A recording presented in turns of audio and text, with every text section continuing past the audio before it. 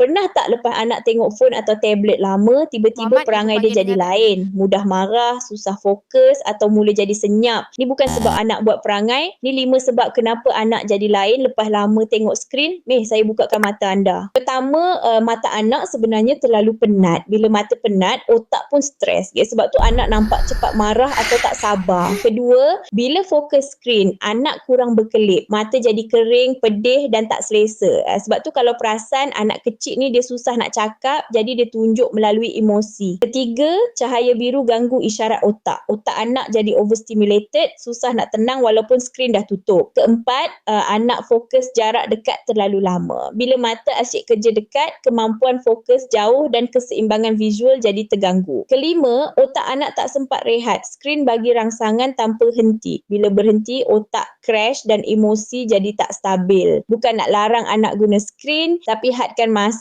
beri rehat mata dan perhatikan perubahan kecil. Kadang anak tak mampu bagi tahu mata dan emosi dia yang sedang minta tolong. Like, share dan subscribe YouTube channel kami untuk lebih banyak info menarik.